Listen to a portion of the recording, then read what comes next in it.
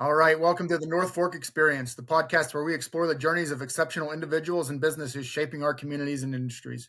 I'm your host, Kirk Hays, and today we have a veteran of the U.S. Army, a successful business owner for over 30 years, and an experienced realtor and CFO with Iron Valley Real Estate of Central PA. Please welcome Chris Deardorff. Thank you. Chris, it's fantastic to have you. Let's dive right into your North Fork experience.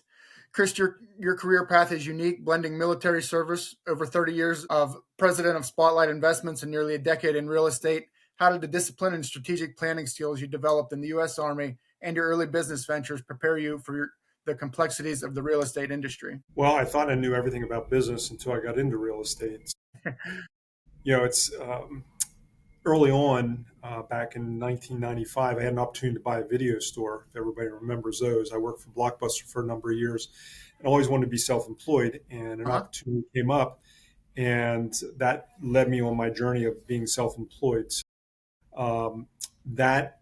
With several Verizon wireless stores, is being a manager and an owner of a business like that, a retail operation, doesn't prepare you for being self-employed as a real estate agent. However, the thing that I learned that was very important was that, regardless of the business you're in, we're in the people business, and you take care of the people will take care of you. And as opposed to so many businesses and real estate agents practice as a transactional as opposed to relationship based. And knowing that going into real estate after I had sold my company, that if you practice taking care of the people that are your clients, it'll always pay you back tenfold. So that's probably the most important thing that I've learned and have practiced, moving forward with the company.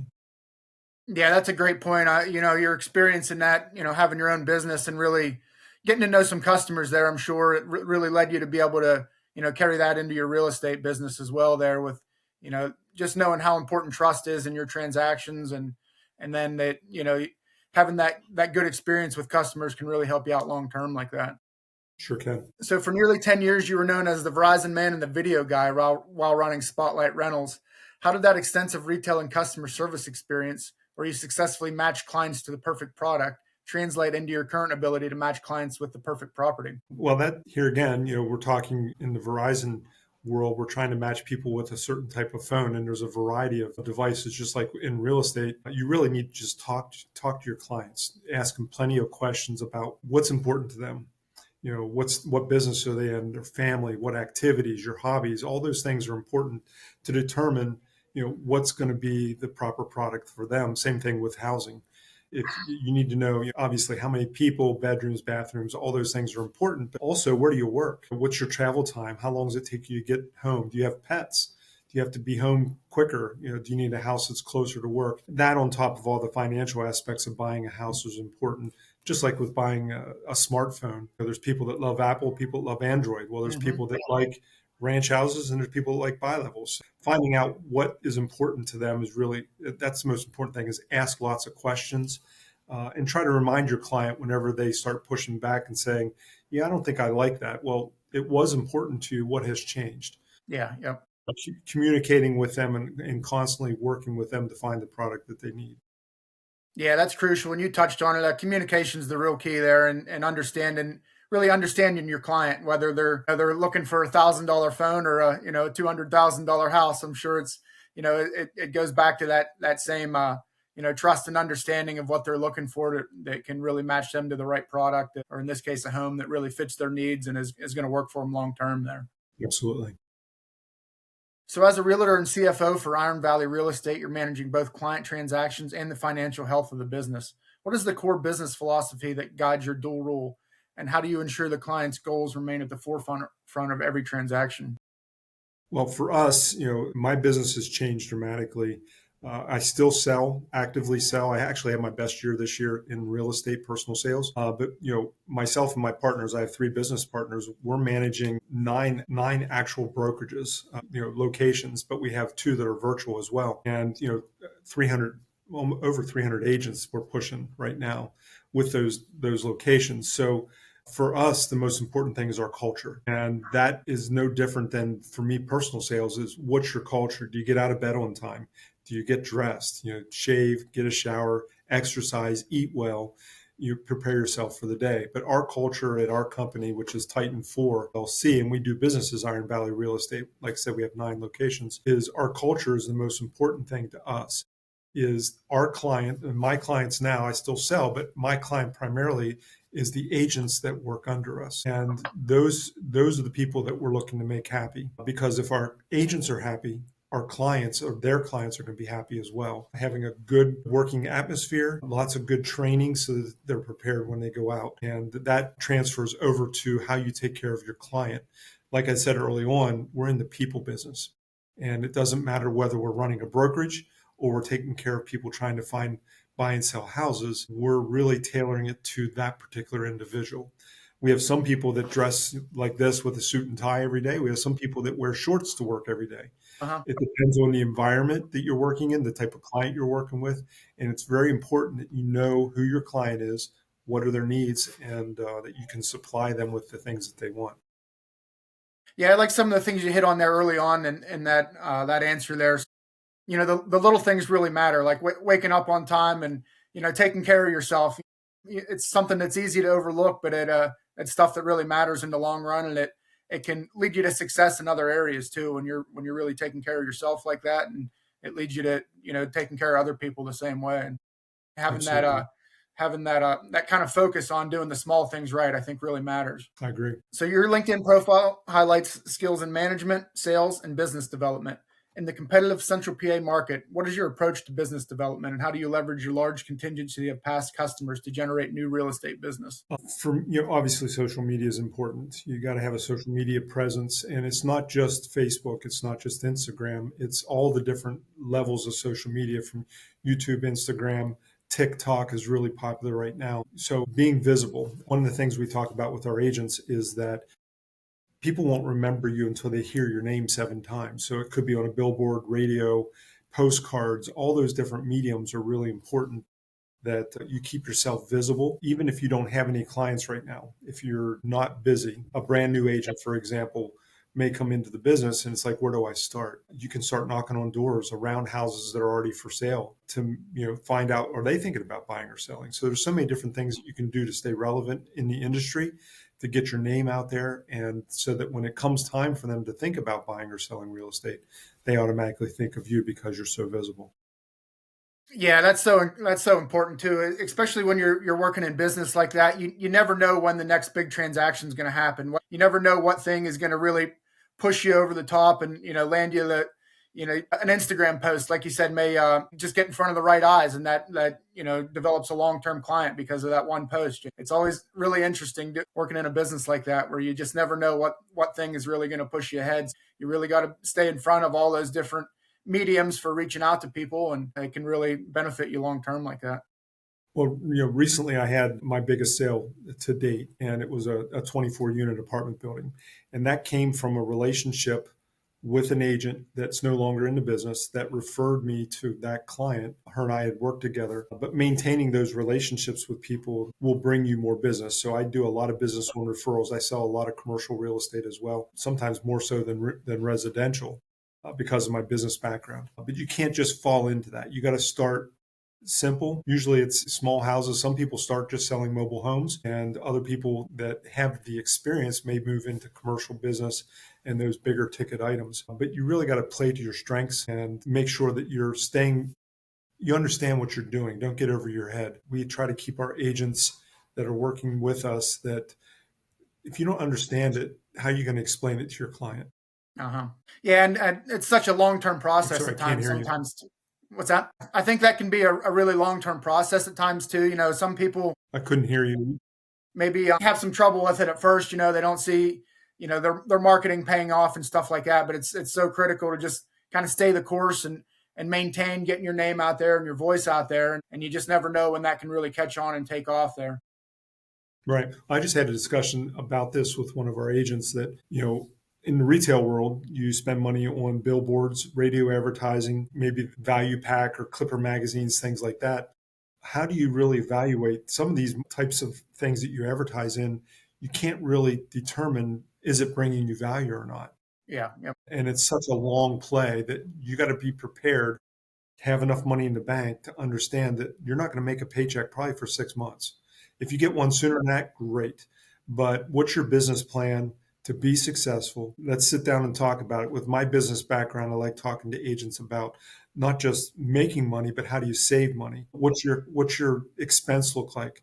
Being in real estate is really no different than opening a Subway restaurant or a hardware store or any other business that's out there. You're in business. Yep, exactly. You're in the real estate business, right? So you have advertising, you got phone bill, you got gas for your car, all those things. You got to be prepared for that because you're not getting a daily or weekly paycheck. You got to be prepared for the long haul that you're going to be spending some money. No different than anybody that opens a business. You must have enough money to back you up. Otherwise, you're not going to be successful. Exactly, exactly. And like you said, definitely take some time and take some money, but I think it's important too that to really try to focus on what's working for you. You know, some things will work better for some people, and some markets, might not see billboards working as well. You know, it might be radio that's helping out a lot more, and then really kind of double down on what's working for you. I think is an important factor of that too. Once you see where a lot of your customers are coming from. Exactly. So you emphasize your attention to detail as a key factor in navigating the complicated sales process. Can you share a principle or strategy you rely on to ensure no critical detail is missed, especially during the negotiation or closing phases of a transaction? So I do it the old fashioned way. Don't let the gray hair fool you. I use a lot of stuff on the internet as well, but I like having a whiteboard that has the address and all the key dates that I must meet along that transaction. I put those dates in my phone so that I know that, hey, the mortgage contingency or the mortgage commitment date runs out here, or the inspection contingency date. Knowing your dates and communicating them to the agents on the other side as well as your clients this is the path to us to settle. We got a lot of different hoops to jump through. So communication is always key with all the people. Just because there's an agent on the other side of the transaction from you doesn't mean that you're competing with them, you're cooperating with them. This isn't a competition between myself and the buyer's agent. If there's a buyer's agent on the other side, we're working together for a common cause. And that's to get to the settlement table. It's not to argue. It's not to try to one up the other side. It's like we're working together to help two people. We're hired to act on their best behalf, right? And so often it gets very contentious because they think that they got to treat this like it's a competition to get as much as they can for their client. And I don't operate from that standpoint, and I don't teach that to my agents as well. It's called cooperating broker, cooperating agent, to work together to satisfy your client's needs. And ultimately, you're representing their needs. That client, you're there to represent them. Make sure you do it. Yeah, I always like saying collaboration happens at the top. You're really top performers are finding ways to collaborate with other people, and whether it be other brokers and rather than competing with them, and working together to ensure the best outcome for a client there is just so critical. And like you said, being able to, maybe it's even swallow your pride sometimes and not try to do too much, but focus on collaborating with those people that are also involved in that process. Well, it's, an experienced agent, somebody that's been through a couple, let's say 5 or 10 deals, you have experience, you know what's coming. Explaining that to your client, it's like, okay, you're going to accept this contract. Here's the terms of the agreement. And let me explain to you what you can expect. We're going to put you in a position here that you understand what's coming, because we want to know what's coming up next. We want to be prepared and not surprised with anything that's coming up. So these are the dates that we need to meet. If the buyer has to perform an inspection and we got to turn over that inspection and have a reply to the seller as to what we need fixed under the terms of this agreement, don't miss that date. You miss the date, now you've given up your opportunity. You're not in a position of strength anymore. Now you're negotiating from a position of weakness, and that's business. Yeah, I can see how it's just so critical to have someone that can walk them through that process so that your client always knows what to expect and can be out in front of things rather than trying to play catch up when something already happens, like you mentioned there. So you spent a year and a half with Remax First Advantage before moving to Iron Valley Real Estate. What was the most valuable lesson you took from your time at a large brokerage that you now apply to your current practice to maintain high standards of service? I thoroughly enjoyed my time at Remax First Advantage. The Costellos, Tim and Jean Costello, brokers and owners of that location, they taught me a lot about being a good listing agent. The thing that they were really pushing was expireds and for sale by owners, knocking on doors, things like that, the basics of real estate, just the basics of business. And, so many people want the easy way. They want to push the easy button to be successful. That will only last so long. You need to understand how to knock on a door, how to talk to people, joining your local, whether it's a Lions Club or Rotary, be where other agents aren't, so that you're the expert in that area. It just gave me a really good basis and understanding of what real estate was before I moved on. I understood business completely. I've been self-employed for 30 years, but I need to understand the intricacies of what real estate was, the timelines involved with it, what my responsibilities were to my client and to the agent on the other side, the other brokerage. And they gave me a good, excellent understanding. And I still credit them with a lot of the things that I teach today on how to understand if you have a listing, when do you do a price reduction? And how much do you do a price reduction by? So there's some basic things that you would do to assist your client to provide them with the best service possible. Yeah, it's so important to have a good mentor like that when you're starting out and something new, and you're tackling a new venture like you have here. And that is applicable in all businesses and all areas, but real estate especially. So you really know what you're getting yourself into, and can avoid some of the pitfalls that you don't have to learn the hard way. You can learn from someone experienced that can kind of walk you through a lot of that process, and save yourself some time, effort, and money there, rather than learning those mistakes on your own. So as president of Spotlight Investments, you have a long history on the investor side of real estate. How does this investor mindset influence the advice you give clients, particularly those looking to expand their portfolios in central Pennsylvania? Well, I just met with a client, was it Thursday night? He's next door to a 6-unit, multi-unit that's for sale, complete vacant, in disrepair, 2 septic systems, a well, mold, bad roof, the whole kit and caboodle, right? He's a young guy, has no experience in it whatsoever.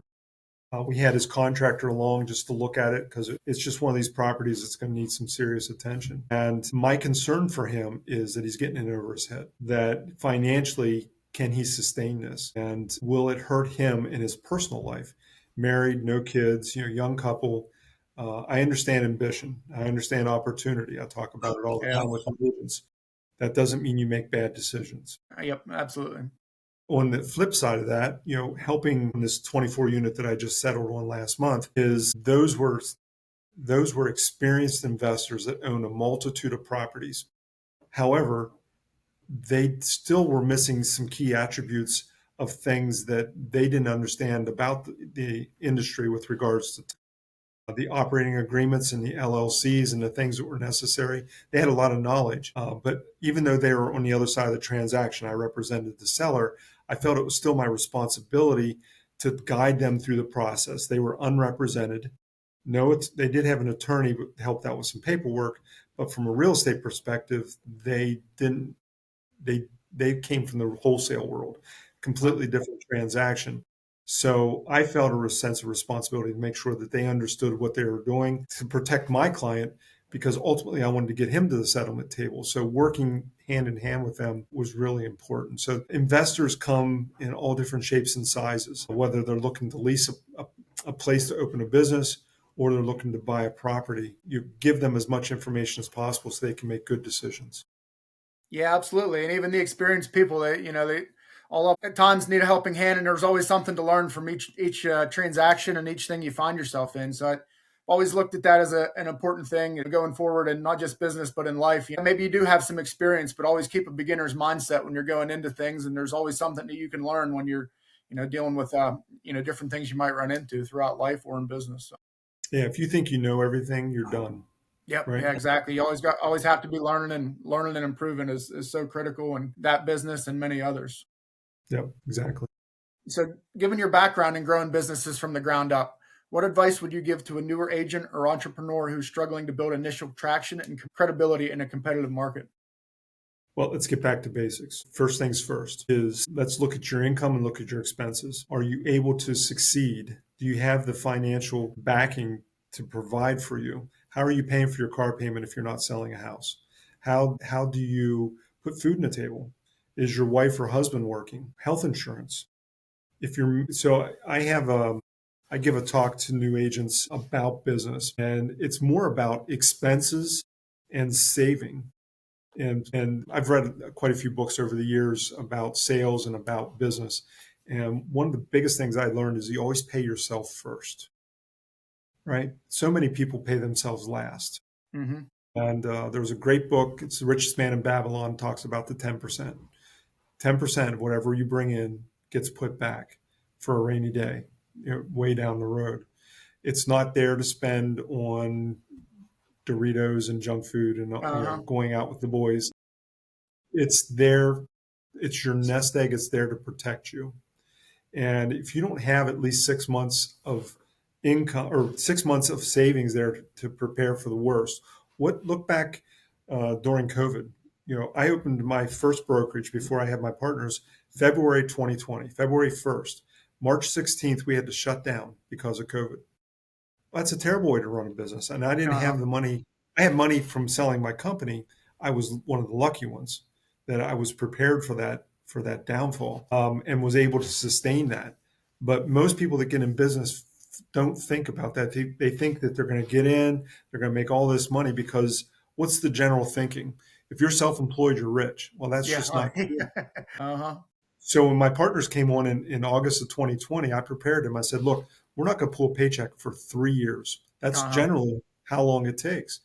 An agent may not get a paycheck for 6 months, 8 months, maybe more.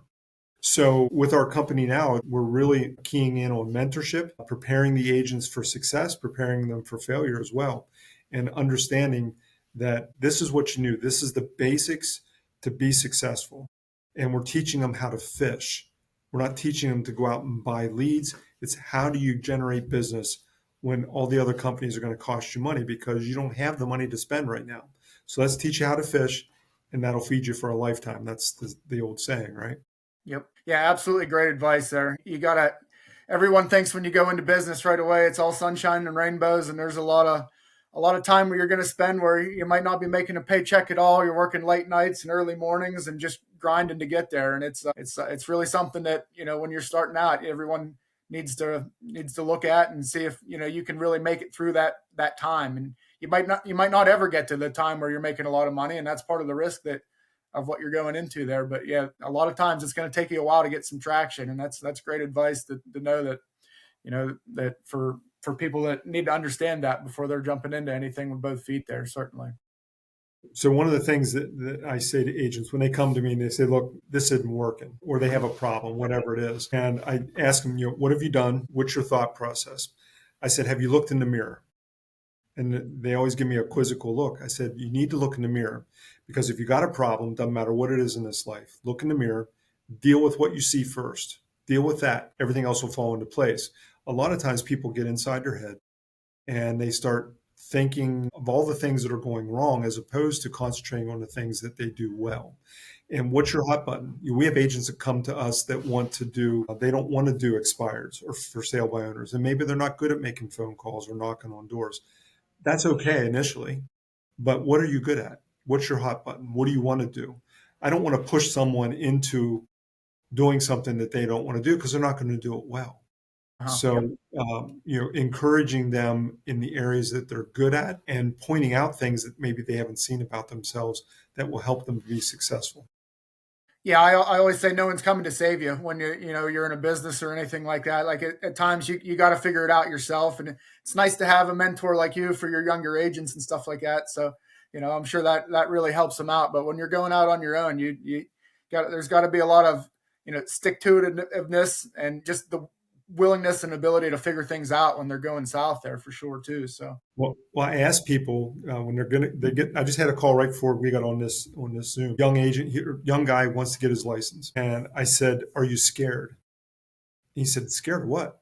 I said, "If you're not scared a little bit when you go into uh-huh. business or you get into real estate, you probably shouldn't do it Uh-huh. because you have to have that healthy fear Yep. that, oh shit, what else? What happens? Yep. What if things go sideways? How am I going to pay my bills? Could I potentially lose my house? Could I lose my car? So if you don't have a healthy fear, if it's just that I'm going to be successful, and we have those people that, damn the torpedoes, I'm going to be successful. That's great, Uh-huh. Yep. but you got to be prepared for what if all the Yeah. time. Yep. Yep. Healthy fear. Absolutely. Yep. Great advice for sure. So, looking ahead, what key trends or shifts do you anticipate in the central PA real estate market, especially concerning technology integration or the needs of first-time home buyers and investors? Well, we've already seen the change since COVID. Agents aren't in the offices as much as they used to be. We have 9 offices. The office I'm in right now has about 80 agents, and I think there's 3 in here right now. So a lot of the agents don't come into the office. I think that I encourage myself and my partners, when I say I mean my partners, because they're all phenomenal business people, is that we encourage people to get together, come together, and work together in groups because of that encouragement that you get from people that are going through the same things that you're doing. Getting back to basics, it always comes back to basics. It's still people. And we encourage people to continue to learn, take your classes, continuing education, but keep trying. Keep knock on one more door. If you have a listing, knock on 5 doors on either side to tell them about the listing and 10 doors across the street. The more people you meet and you press the flesh, the better you'll be at what you do, because those people may not be buying or selling, but they will know somebody who is. And the more people you talk to, the more success you're going to have. And it's just diving into the process a lot of times too. You're going to fail sometimes, but the more people you talk to, like you said, you get to refine what you're doing a little bit. You get to see what's working, what's not, and you just keep implementing those little improvements. And when you look back 6 months, you've made it quite a long ways. You've improved quite a bit, and it was all because of those incremental little improvements that you made along the way. So right. So years and years ago, before I became self-employed, I sold insurance door to door. Quite possibly the worst job ever. I will admit it. It was terrible. And our job. So the way I was taught, and I really learned a lot from selling insurance door to door about people and about the system. And the system was the law of averages. And I was taught to carry a 3x5 card with 10 blocks on it. And my job each day wasn't to sell insurance. My job was to make a presentation, a complete presentation with rebuttals. So that's parlayed over to real estate. Is I ask agents, what's your job? And they say to sell houses. And I tell them, no, that is not your job. Your job is to meet people and talk about real estate. And if you make X number, pick a number, X number of conversations per day, sooner or later, you're going to get a lead or a referral. And your job is to connect with those people that are looking to buy or sell real estate. So if you keep track of your presentations, of your connections with people to talk about real estate, how long does it take, and how many no's do you get until you get that yes? Start tracking that. It's just like a baseball player comes up the plate and swings the bat. They keep track of those averages. You'll start to see a consistency that after so many conversations, you come upon a lead or somebody that's looking to buy or sell a house. You do that with enough consistency, you can tell yourself how fast you're going to get the next lead. But if you stop after so many no's, you're never going to get to that yes. Yep. So exactly. We're in the business of no. Right? We're in the business of no. And the more no's you get, the closer you get to that yes. But you got to keep going and understand that it takes that many transactions or conversations, I should say, to get to the yes. Yep. Each no should get you excited that you're that much closer to a yes. Man, great advice. I like it. That's so critical in business, and it's what you got to do to really be successful. To just keep pushing through those no's and learning from each one of them, and eventually you're gonna get there if you keep at it. That's right. Chris, this conversation has been incredibly insightful, showcasing your strategic mind, sales excellence, and professional poise across business ownership and real estate. Your North Fork experience offers powerful lessons on achieving success in high-stakes environments. Thank you so much for sharing your journey with us today. Thank you very much. Appreciate it. Before we wrap up, for our listeners in the central PA area who are looking for a realtor with a background in strategic planning and financial expertise, what's the best way for them to reach out to you and learn more about your services at Iron Valley Real Estate? Obviously, my cell phone. Would you like me to give that number out loud? Sure, absolutely, yeah. 717-991-8405. I have my own website, which is WeSellYouMove.com. and it's the letter U instead of the word U, WeSellYouMove.com.